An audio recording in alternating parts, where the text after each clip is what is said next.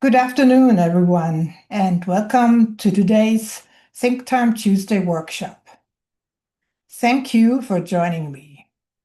I am Elizabeth Sporer, and I am excited to spend the next 45 minutes or so with you talking about something that doesn't get nearly enough attention in our industry: the business side of running an A&D firm. That's what I've noticed after 25 years in this business.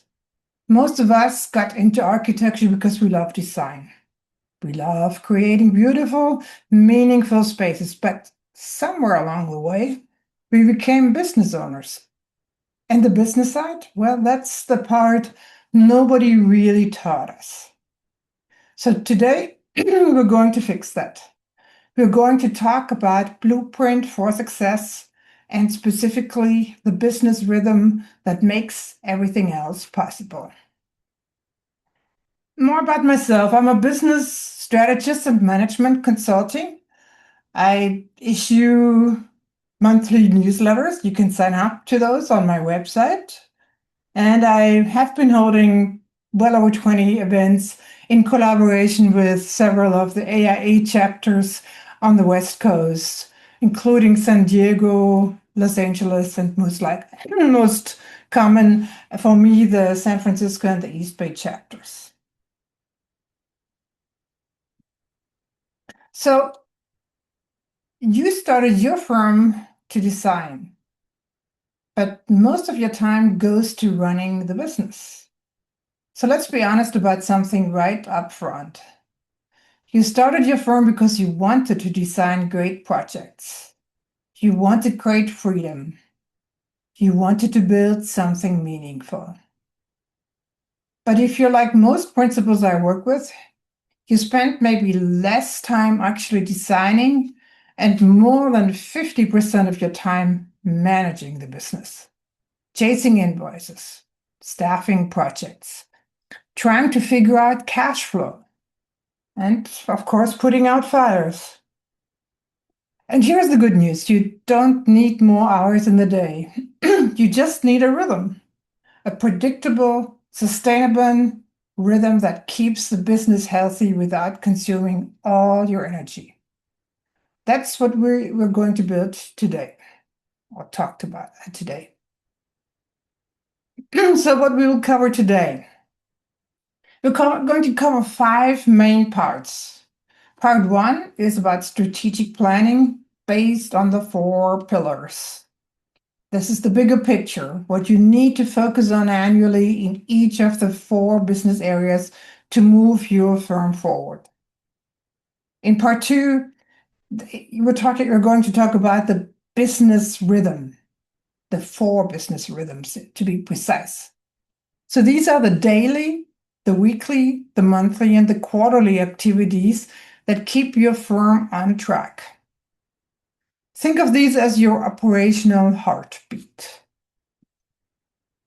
And part 3 is your monthly dashboard. The 5 essential metrics you should be tracking every single month to know whether you're winning or losing. And part 4 is your get started plan, a practical 30-day roadmap so you can implement this immediately. We will wrap this with real case studies from firms I've worked with, so you can see how this actually plays out. So let's dive in. So let's talk about the bigger picture first. You need strategic decisions. Where are you actually going? The operational rhythms will be covered in the next part. They keep the business running.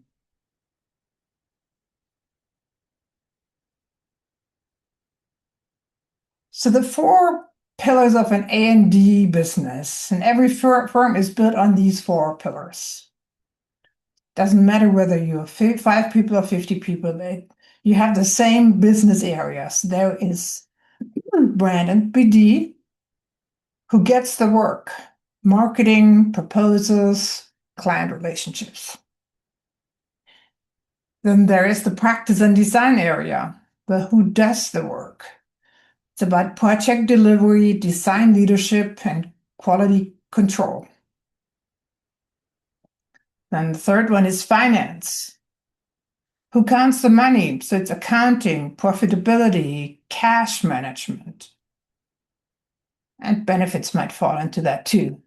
Then there's the operations side. Well, who supports the team? HR, IT, the systems, the infrastructure that you have built around yourself and your firm. Now, here's the thing. Your strategic plan has to include objectives in all 4 areas. You can't just focus on design and hope the rest takes care of itself. It just won't. So let's break down what you should be thinking about strategically in each area. So here is brand and business development.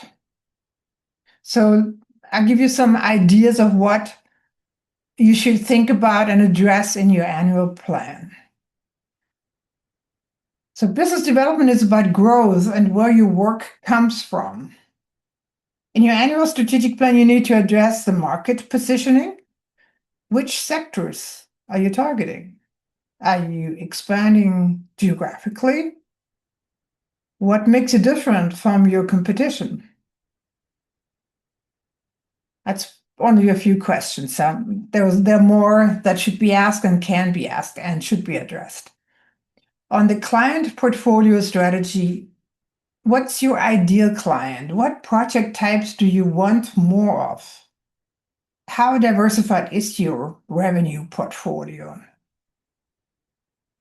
If 80% of your revenues comes from one client type, you are at risk when this market tanks. So you better diversify. Marketing and brand. So what is your brand message, the mission and the vision? What's your content strategy? Which events are you attending? Are you submitting for awards? When was the last time you updated your website or portfolio? When do you have events that involve your clients? Then the pipeline targets. What are your revenue goals? What win rate are you aiming for? How many proposals should you be putting out per month? On the business development capacity, who actually owns BD in your firm? How much time are they allocating to it? Do they need training? Do you have the tools and systems to support them? So these are not things you figure out on the flies. This needs to be addressed in your annual strategic planning with action items and budgets allocated. So let's go to the next area. Now, practice and design. This is about how you deliver work and what you're known for, excuse me. Your annual plan needs to cover the design, leadership, and culture. What's your design philosophy? Who sets the creative direction? What are your quality benchmarks? On the project delivery excellence, what are your project management systems? Your QA, QC protocols? What technology tools are you using? Are your documentation standards actually documented so you can convey that and communicate that to new staff? On the team development side, what training are you providing? Are you supporting licensure? Who's mentoring the junior staff and the senior staff? What do career paths look like? Do you have job descriptions that you can share and make it transparent what career paths are ahead of each one of your staff? When it comes to portfolio and recognition, are you submitting for awards? Are you targeting publications? Are you entering design competitions? Are you building thought leadership? And on the innovation and R&D side, are Are there emerging practice areas that you're exploring, like sustainability goals, new delivery methods? Are you running any pilot projects? To what extent are you using AI in your practice? Are you aware of all the options that are already out there when it comes to AI? So this is how you go from being reactive, just delivering whatever work comes in, to being intentional about the kind of firm you're building. But let's keep going. We have two out of four down. So the finance side. So this is where a lot of design firms get squeamish. But you can't run a business without understanding the numbers. So strategically, you need to address the revenue and profitability goals. So what's your net revenue target for the quarter or for the year? What profit margin are you aiming for? What's your revenue per employee? Which project types are actually profitable or more profitable? Which ones are less profitable? So you can address systematically how to go about that, if that is the case. Financial health metrics. How many days of cash do you have on hand? So what's your AR aging target? AR stands for accounts receivables. Your DSO goal. DSO stands for days sales outstanding. How are you managing debt? Do you have a line of credit strategy so that in case you do need additional funding to cover payroll, that you don't have to cover it with your personal accounts? On the pricing and rate strategy, are you adjusting billing rates annually, biannually? How often? What fee structure are you using? What's your overhead rate? What multiplier are you targeting? Do you know what your break-even rate is to really understand when you start becoming profitable? On the capital planning side, what technology investments do you need to make? Office or equipment needs? Are you building strategic reserves? Planning for ownership transitions, possibly? And on the financial system side, what's your accounting platform? Can you actually generate the resorts you need? Excuse me. Can you actually generate the reports you need? Do you have budget tracking, forecasting tools? If you don't have clear answers to these questions, you're flying blind financially.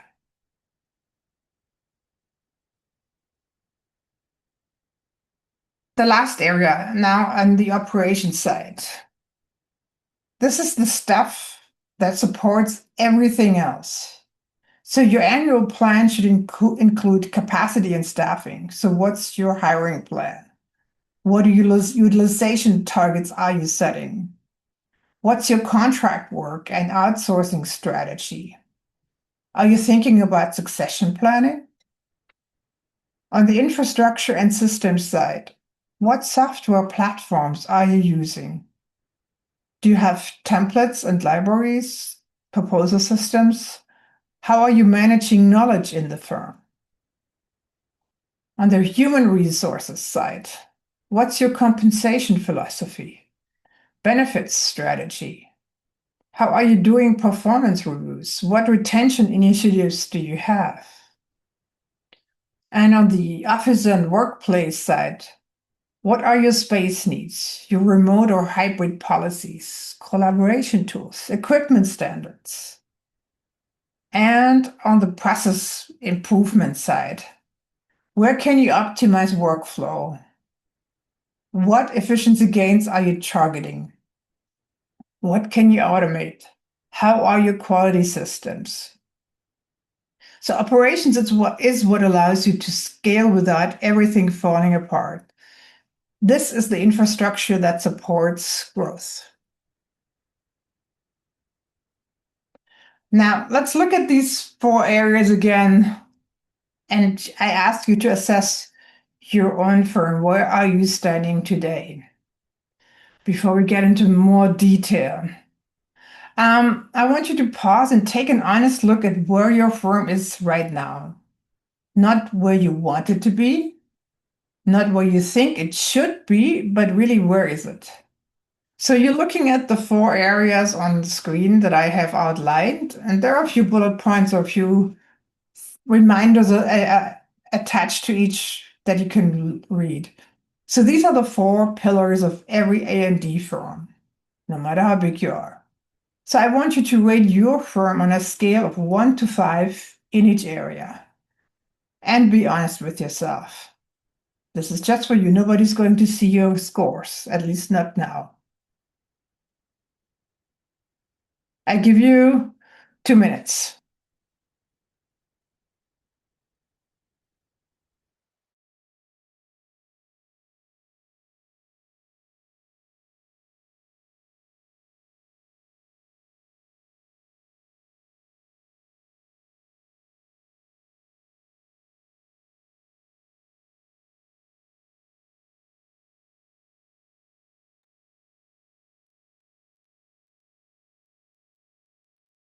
I run through the highlights. Why you score yourself. Business development and brand.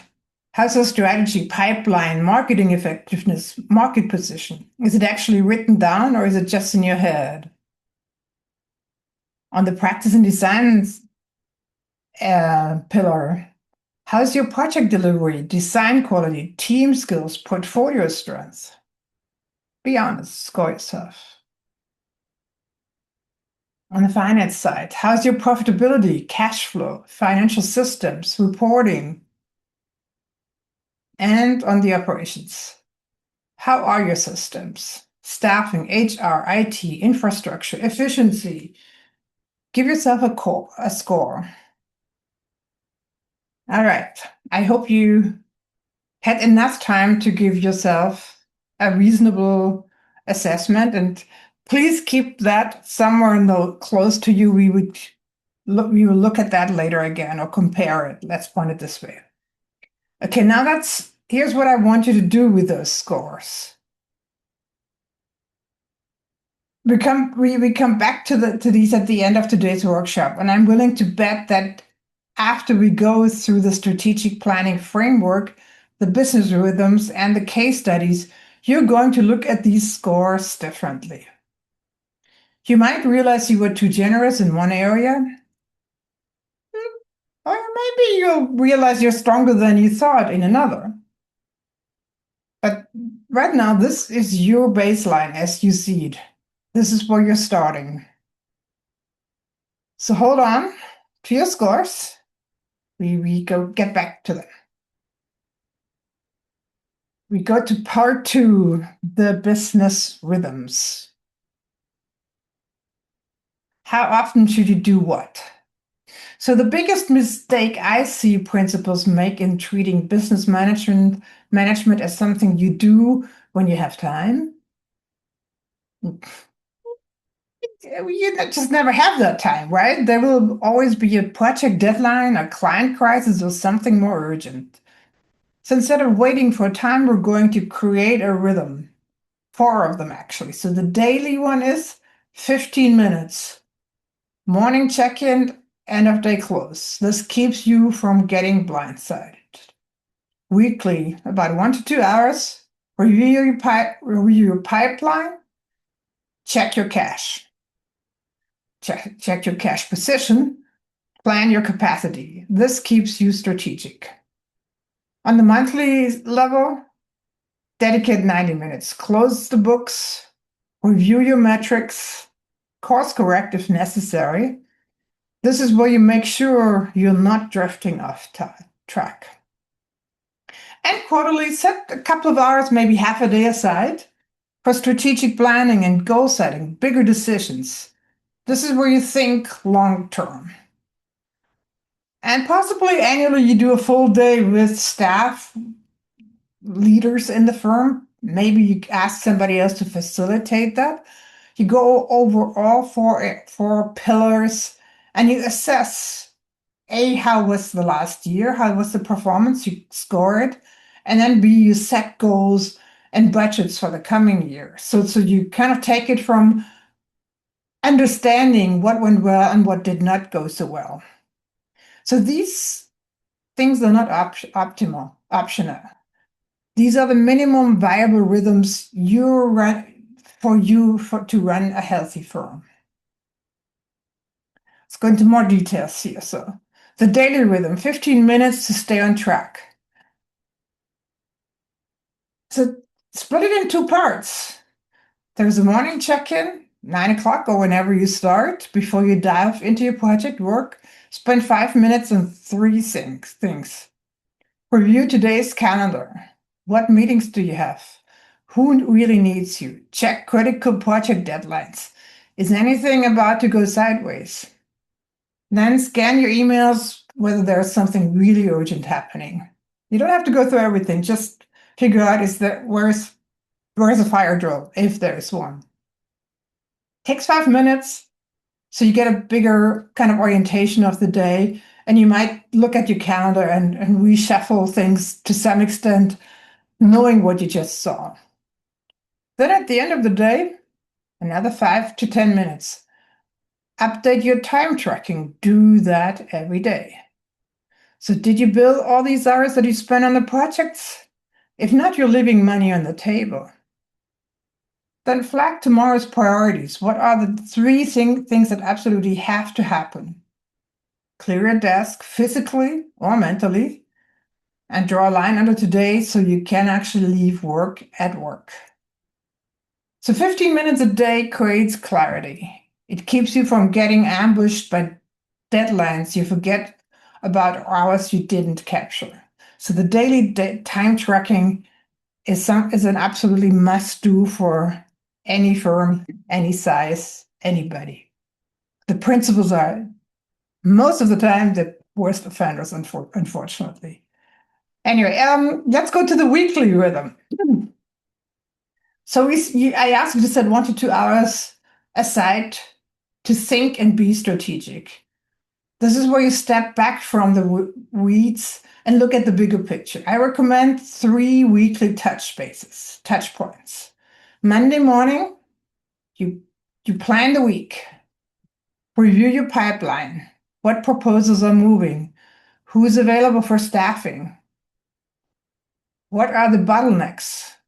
So this is your chance to get ahead of problems instead of reacting to them. So you start understanding this is your plan and you communicate that plan to your team after that. Then on Wednesday, do a financial check. Are you invoicing on time? Is AR getting out of control? How is your cash position? You can't wait until the end of the month to discover you're in trouble. You better discover that as you go through the month on these Wednesdays when you look at it. And then Friday afternoon, the week review. Did people capture their time? Everybody on your team? If not, chase them. What's your utilization looking like? And importantly, celebrate. Celebrate the wins. What went well this week?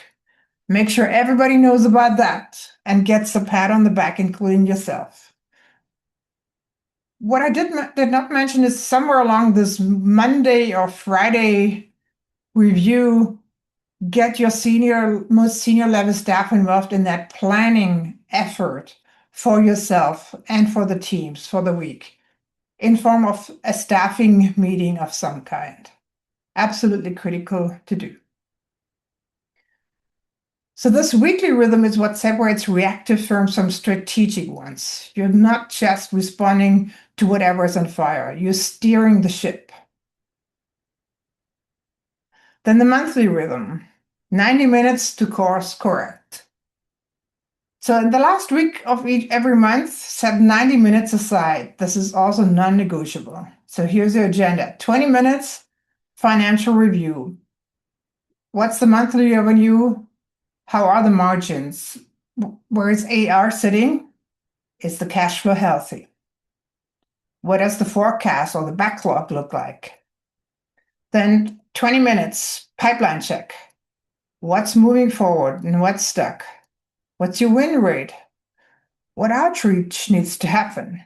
So you plan around the possibilities of new projects, and you look at where you need to invest time and where things are just going. Then 20 minutes capacity and utilization. Are people overloaded or underutilized? Do you need to hire? Can you even afford to hire? So your backlog and forecasting system should be the guiding tool to tell you that. 20 minutes strategic progress. Are you actually hitting your quarterly milestones? Or have you gotten so busy that you stopped making progress on the things that matter?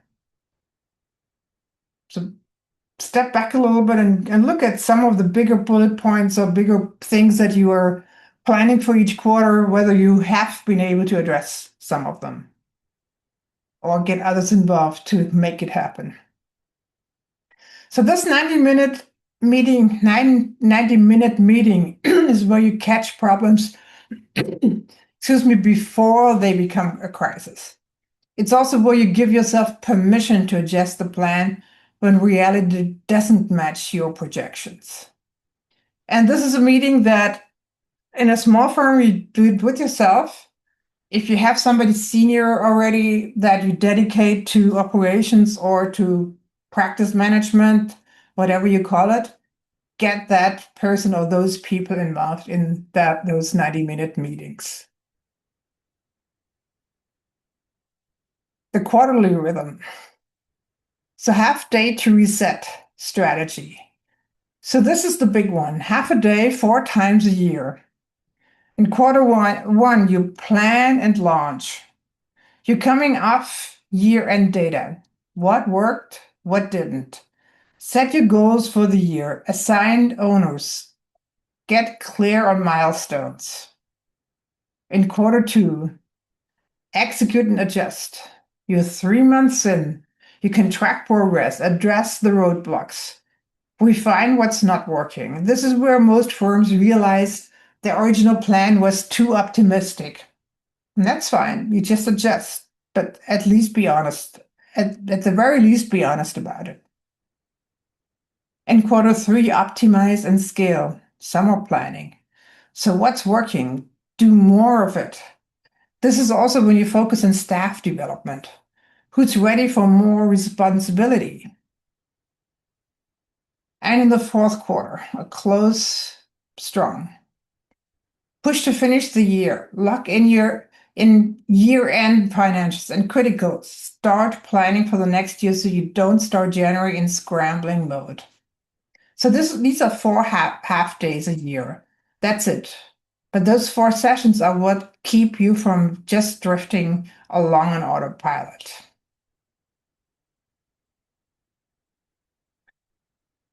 All right, now you know the rhythms, the operational heartbeat. You know the strategic areas you need to focus on annually. But how do you know if you're winning? That's where your monthly dashboard comes in.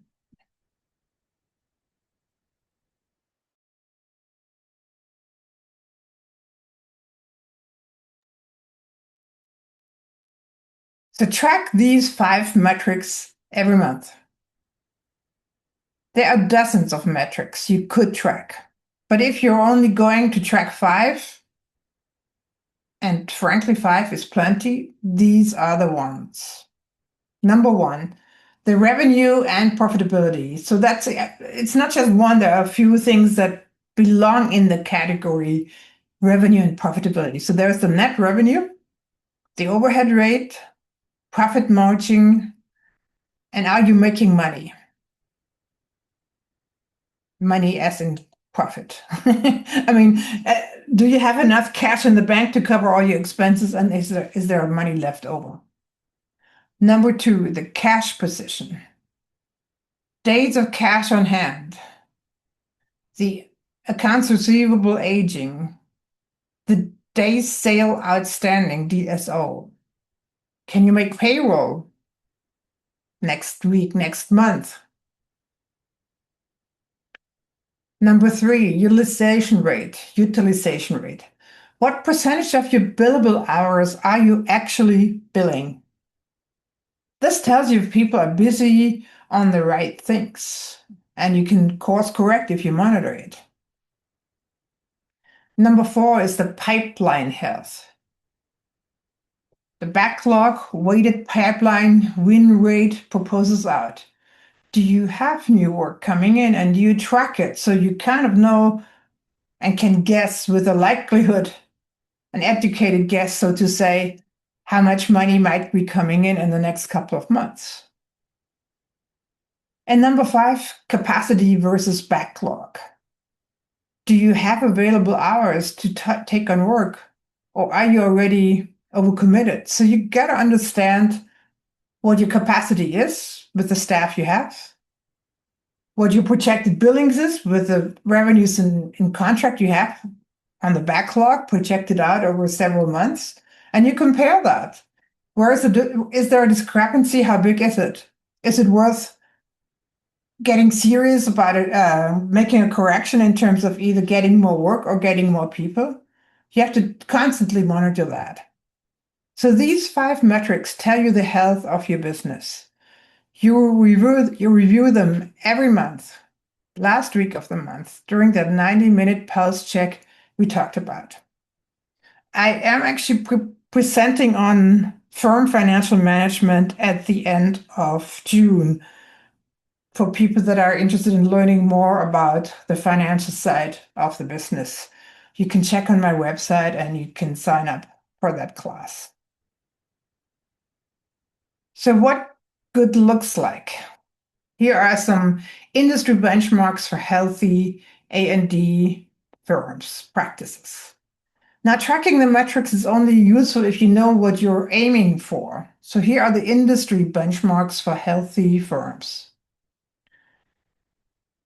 When it comes to utilization rates, between 65 and 75% is a good range. Any lower, you're leaving money on the table.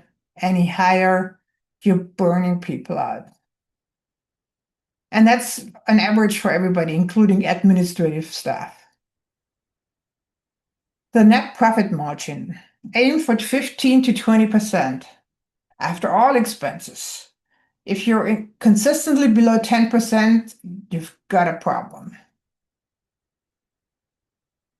Days sales outstanding, aim for under 45 days. That's how fast you're collecting on invoices. If you're over 60 days, your AR is getting away from you, and it can become really challenging. I understand firms that contract as a consultant to another architecture firm in particular most likely get into the 60 to 90 days cycle easily to get paid, which means you have to upfront that expense. You have to upfront your staff and your payroll and office expenses for a month or two before you see the money coming in from your clients. Is it worth it? You decide that. The next one is days cash on hand, over 60 days. So you should have at least 2 months of operating reserves, ideally more, so that even if your clients are late paying, you're covered with your reserves. You don't have to run to the bank and get an equity line last minute. You can actually work off the reserve you have. The overhead ratio is aimed for between 1.4 to 2.5. That's total expenses divided by direct labor costs, direct labor costs, excluding payroll costs and payroll taxes. So depending on firm size, this can actually go up to 3.0, even higher. So there's a big range on the overhead ratio possible, and you still make profit. It just means your billing rates are most likely higher. The higher the overhead ratio is, the higher your billing rates need to be to produce profit. So these are the targets. Now you know what healthy should look like. Now get started. Okay, at this point, some of you are thinking, this is great, Elizabeth, but I don't have time to implement all of this. I get it. So let's make it simple. Here's your 30-day plan. You don't have to do everything at once. Just take it week by week. In the first week, you set up your rhythms. Block 15 minutes daily for your morning and evening check-ins. Schedule your weekly planning sessions, Monday, Wednesday, Friday. Book your monthly review for the last week of the month. Just get them on the calendar. That's the first week. And do the daily check-ins. And week 2, build your dashboard. Gather the last 3 months of financial data. Calculate your current utilization rate. Set up a simple tracking spreadsheet. You don't need fancy software. Excel works fine. And I am, by the way, sharing a starter workbook with participants. I sent that out after the event together with a link to the recording. Then in the third week, start tracking. Implement the daily time tracking habit. Run your first weekly review sessions. Pick one metric to track weekly. I recommend starting with cash position because it's the most urgent one, right? And then maybe you look at utilization. I mean, it's you work yourself through it one at a time, 1 week at a time. Then in week 4, you do your first monthly review. Run your first 90-minute monthly pulse check. Review all 5 metrics, so whatever you are able to look at that point. And identify an area where you need to improve. Adjust your rhythms based on what's working and what's not. And that's it. That's the first 4 weeks. Do that, and you will see some progress. By the end of the month, you've got a working system, and then repeat over. And then after that, it becomes second nature, and you just do it over and over. The key to success.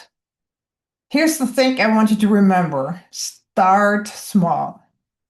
Pick one rhythm to implement this week, not all 4, just one. Track one metric for 30 days, not all 5, just one. Build momentum through consistency, not perfection. You don't need to be perfect. You just need to be consistent. The firms that win aren't the ones with the most sophisticated systems. They're the ones who show up every week and do the work. And consistency beats perfection every time.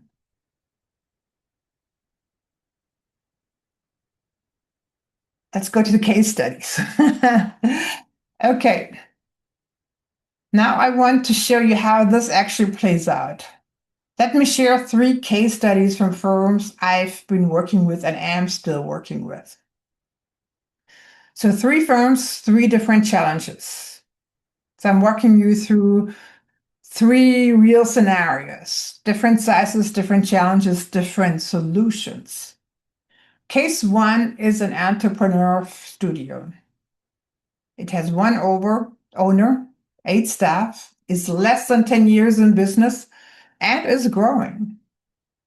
Their challenge was how to grow the practice without burning out the founder. Case 2 is a legacy firm. It has 2 owners, 30 plus staff, has been around for over 25 years. Their challenge was how to increase productivity, profitability, and staff retention. They were really stuck. And then case 3 is a maverick studio. One owner, has 25 staff, less than 20 years in business, had gone through rather rapid growth. Their challenge was how to build a healthy culture, raise their design profile, and retain key staff who have other offers. So the 3 different blueprints. Let's see what worked and how we kind of addressed it. So the entrepreneur studio, The challenge again was how to grow the practice in a healthy way without burning out the founder. Excuse me. They have 8 staff and they're growing. But they're caught in what is called the founder's trap in a cycle.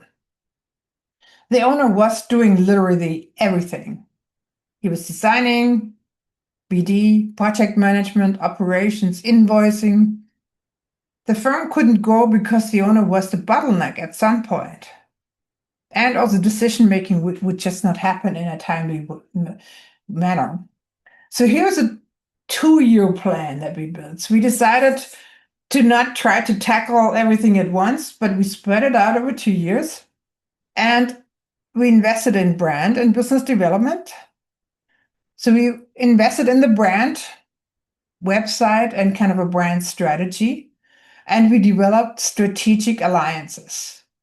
They partnered with a larger firm to pursue work outside their expertise. This gave them the credibility on bigger projects outside of their core project expertise area. In operations, we assigned an operations leader. For the first time, someone other than the owner was managing day-to-day operations. This freed the owner to focus on business development and on the design. On the finance side, we established financial reporting standards so the owner could actually see the numbers monthly instead of understanding financials when they had become problems, like at tax time or when the cash had run out. On the practice side, we assigned a studio leader and clearly defined roles and responsibilities. People knew what they owned, what was theirs to do and get done. The result, well, revenues went up 14%, profit went up 5%, with an overall growth of 20%. And they were able to support that growth. The key here was delegation. The owner had to let go. Once they built the leadership team, the firm could scale up. 2 years. Let's go to the next case study. It's a legacy firm. Again, the challenge was how to increase productivity, profitability, and staff retention. So we have 2 owners, 35 staff, 30 plus staff. They're over 25 years in business. On paper, they were very successful, but underneath, they were struggling. Projects were over budget. Staff turnover was high. Profitability was inconsistent.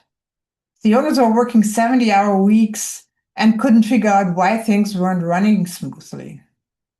So here's what we did. We focused on a 1-year plan and a 2-year plans that are separate. So in year 1, we focus on operations. So we restructured the leadership team. Turns out they had 5 project managers operating 5 different ways. There was no consistency. We standardized tools and created a training program for project managers. Operations and finance combined, we implemented an effective staffing process tied to the firm's financials. Before this, there were staffing projects based on gut feel and making the projects nice, perfect, finished. Now they could see, can we afford the staff to staff this? Do we have the capacity? What is the margin? So they could see right away where the challenges were and could address it before it was too late. So the results after year 1 was that the revenues went up 25% and the profit doubled. Yes, you heard that right, it doubled. Retention was at 100%. They went from losing people every quarter to stabilizing the team. And the key, they didn't chase growth. They fixed the fundamentals first on the operations side. on the financial side. Now we look at the 2-year plan. That one was about expansion again. On the operation side, the firm was ready to grow, but first we needed clear communication and delegation protocols. The owners were still the bottleneck at every decision. On the finance side, we established effective financial reporting standards. They finally had visibility into what was actually happening financially, not just at the year end, but every month, every week, in fact. On the practice side, we standardized firm processes and created a real staff development and retention program. People now had career paths. They could see the options that were ahead of them. The results after year 2, revenue went up another 15%. So the firm was getting in a real solid ground. Profit went up another 5%. And then Gore said they added 10% more staff and could actually support that staff.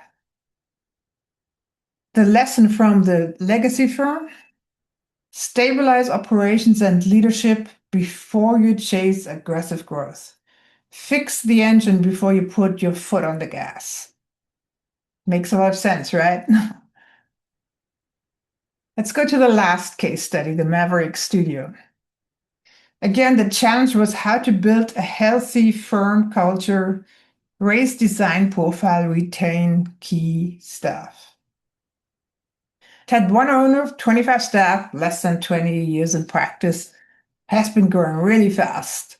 So they were landing great projects. Revenue was climbing, but they were losing people.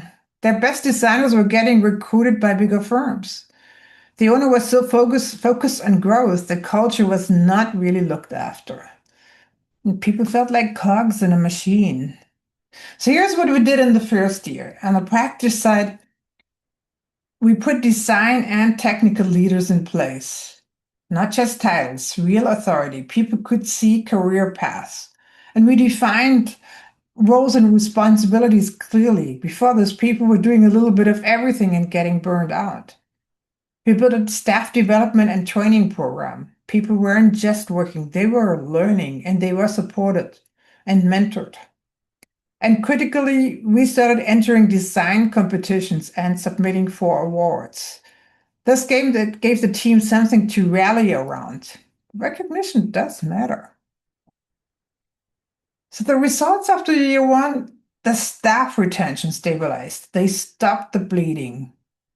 That was a huge success. Not revenue growth, not profit growth, just keeping the team together. Then on the second year, we focused on growth again. On the business development side, their portfolio now included design award recognition. They could market that. It attracted high talent staff and more diverse clients. On the operations side, we got an operations leader in place so the owner wasn't managing everything. On the finance side, we implemented a bonus structure. Staff were rewarded for the firm's success. They had skin in the game. When it comes to practice, we expanded the staff development and retention plan. This was not part of the firm's DNA. And the results after year 2, the revenue went up 10%, profit went up 2%, growth in terms of staff size was by 10%, and they were retaining and expanding. They were able to retain and expand at the same time. So the lesson from the Maverick Studio: prioritizing recognition and office culture building helped stabilize retention before financial growth. You can't grow sustainably if you're constantly replacing your team. You're losing not only the soul, you lose all the skills too.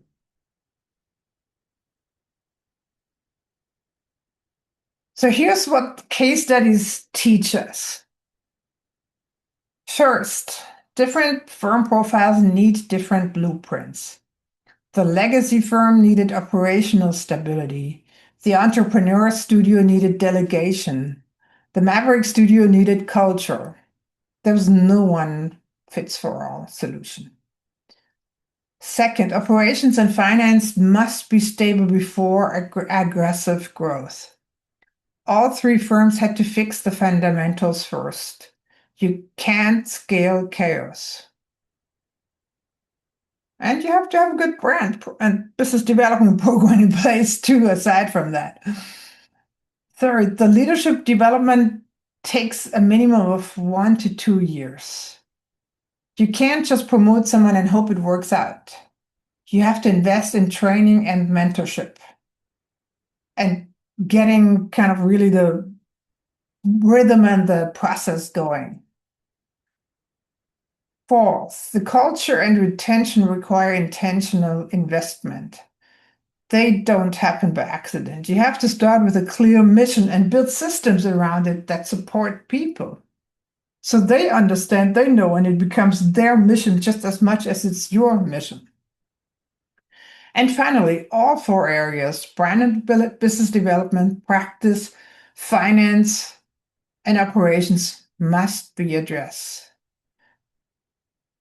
Not at the same time, but you have to always look at them at the same time and understand if you make a change in one, it has impact most likely in another. Finance, whatever resource you add on one side has a cost impact and affects your bottom line. So always keep that in mind. You have to look at all four at the same time when you make any investment or take things away. So these firms succeeded because they had a blueprint and they worked off this plan. So ready to build your blueprint? All right, we covered a lot today. So you know the 4 business rhythms: daily, weekly, monthly, quarterly. You know what to focus on strategically in each of the 4 business areas. You know the 5 metrics to track monthly. You have a 30-day implementation plan, yay! And you've seen how this plays out in real time. So here's my challenge to you. Pick one thing, just one, and implement it this week. Maybe it's the 15-minute daily check-in. Maybe it's scheduling your first monthly pulse check. Maybe it's finally calculating your utilization rate. Just pick one thing and do it. That's for today. And for the rest of the week, implement your 30-day plan that I gave you. Because the firms that win aren't the ones with perfect plans. They're the ones who show up consistently and do the work. Now, I asked you to keep your scores from the beginning. Now, those scores, look at those. Which area did you score better and which ones are weaker? Now that you learned a little bit more, revisit that, be honest about it. The ones that you score the weakest in, maybe that's part of your 30-day plan to build some system around that, a regularity of time dedicated to do something about it. And start with small things again. So if you want to help building your blueprint, I'm here. You can reach me at elizabeth@soarc.studio. Thank you again for your time. Now go and build something great. Thank you so much again, and I see you soon. TTT2 is already available on my website. It's about succession planning. TTT3 is about financial management. TTT4 is about business development. And I do one session every 2 months at the end of each of that month. So stay tuned. I hope I see you soon. Thank you very much and take care. Bye-bye.